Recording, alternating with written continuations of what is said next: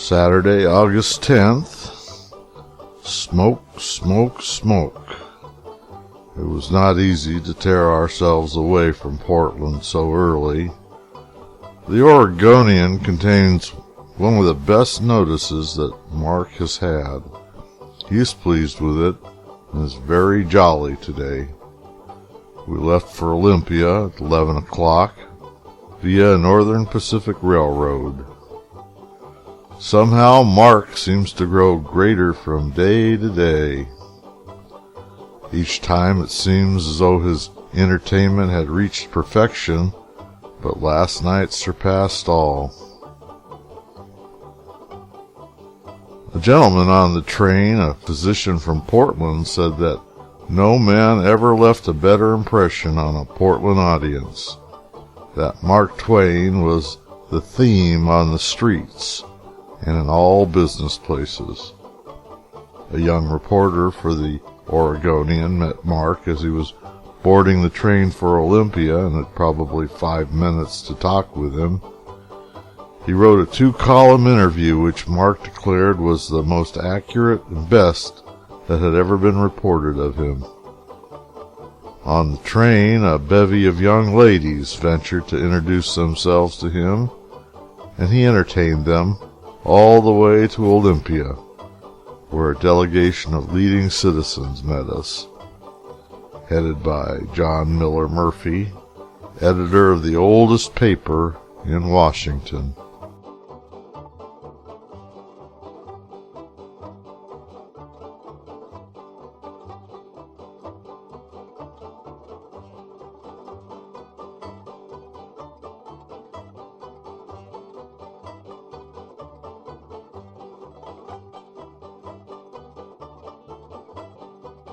They met us outside the city in order that we might enjoy a ride on a new trolley car through the town. As Mark stepped from the train, Mr. Miller said, "Mr. Twain, as chairman of the reception committee, allow me to welcome you to the capital of the youngest and most picturesque state in the Union. I'm sorry the smoke was so dense that you cannot see our mountains and our forests, which are now on fire." Mark said, "I regret to see, I mean to learn, I can't see of course, for the smoke, that your magnificent forests are being destroyed by fire. As for the smoke, I do not mind so much. I'm accustomed to that. I'm a perpetual smoker myself."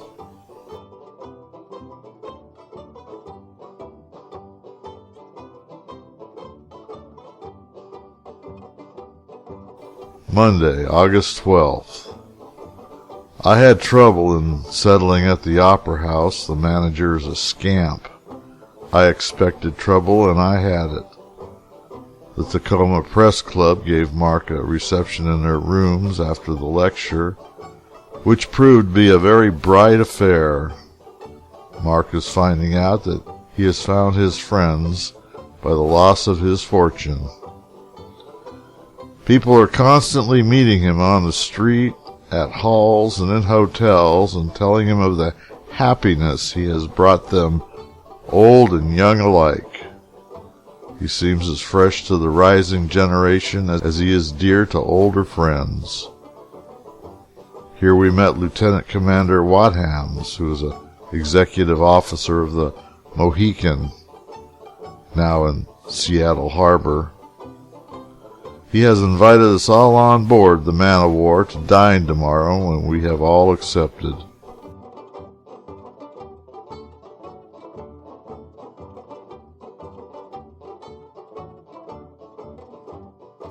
Mark had a great audience in Seattle, and the sign "standing room only" was out again. He was hoarse, but the hoarseness seemed to augment the volume of his voice. After the lecture, he met many of his friends and admirers at the Rainier Club. Surely he is finding out that his misfortunes are his blessings. He has been the means of more real pleasure to his readers and hearers than he ever could have imagined, and had not this opportunity presented itself.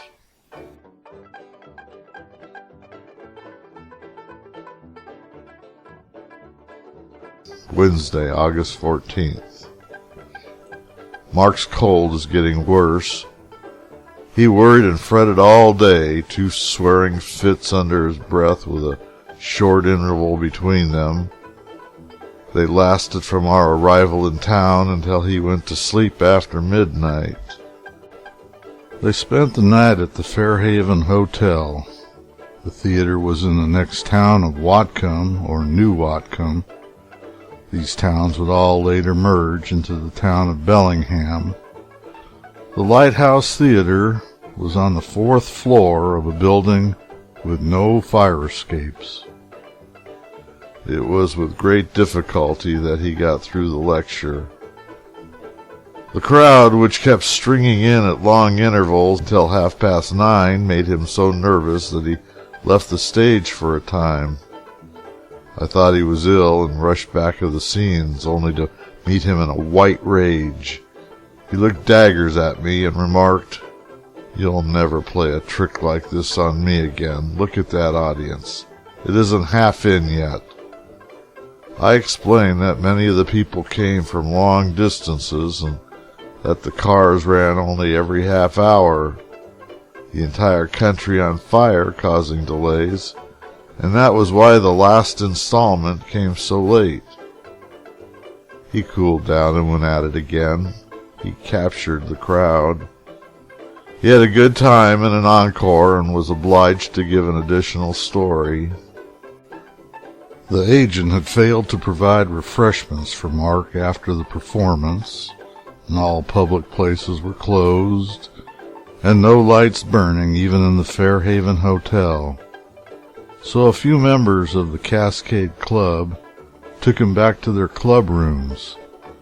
These had originally been rather opulent until the crash of 1893, when the club could no longer afford servants. Mark asked for a hot whiskey, so one of the club members dashed down 2 flights of stairs, ran down the street, persuaded a restaurant owner to make a fire and heat up some water.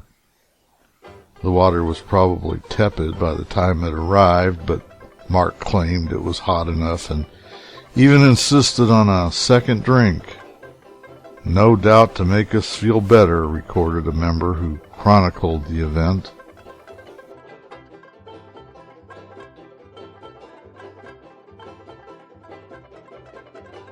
Thursday, August 15th. Mark's throat is in very bad condition. It's a great effort to make himself heard. He is a thoroughbred, a great man with wonderful willpower, or he would have succumbed. We had a fine audience, a crowded house, very English, and I think Mark liked it. According to one critic, the crowd was convulsed at times to the point of incoherence. Everything here is English and Canadian. There's a rumor afloat that the country about us is beautiful, but we can't see it. There is smoke everywhere, and no relief. My eyes are sore from it. Mark remarked that the smoke was so thick that you can't see a cathedral at 800 yards. We were told that the Warramoo will not sail until Wednesday, so I've arranged for the Victoria lecture Tuesday. Friday, August 16th. Our tour across the continent is virtually finished, and I feel the reaction. Othello's occupation gone. This morning, Mark had a doctor who said he is not seriously ill. Mrs. Clemens is curing him. The more I see of this lady, the greater and more wonderful she appears to be. There are few women who could manage and absolutely rule such a nature as Mark's. She knows the gentle and smooth way over every obstruction he meets, and makes everything lovely.